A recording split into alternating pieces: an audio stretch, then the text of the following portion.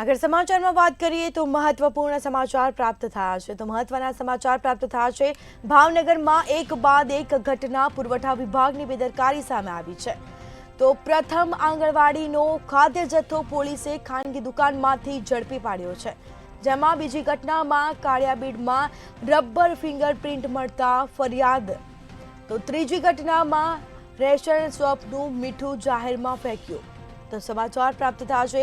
મંતવ્ય ન્યૂઝ જાણ બાદ પુરવઠા વિભાગે કાર્યવાહી કરી છે.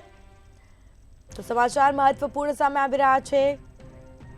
પુરવઠા વિભાગ શું રેશન શોપમાં મહિને વર્ષે કરે છે તપાસ? અનેક સવાલ ઉઠવા પામ્યા. સુપરવાઇઝર કે ઇન્સ્પેક્ટરો પુરવઠા વિભાગમાં છે ખરા? તો કે રામ ભરોસે રેશન શોપનો વહીવટ ચાલી રહ્યો છે? તો મહત્વપૂર્ણ સમાચાર પ્રાપ્ત થયા છે. શું રેશન શોપ પર નજર રાખવા પુરવઠા વિભાગ નબળું પુરવાર? જેમાં અનાજના બારોબાર વહીવટી સામે શું તંત્ર આંખ આડા કાન કરી રહી છે? સમાચાર પ્રાપ્ત થયા છે મહત્વપૂર્ણ. ભાવનગરમાં એક બાદ એક ઘટના પુરવઠા વિભાગની બેદરકારી સામે આવી. જેમાં પ્રથમ આંગણવાડીનો ખાદ્ય જથ્થો પોલીસે ખાનગી દુકાનમાંથી જપ્ત કર્યો છે.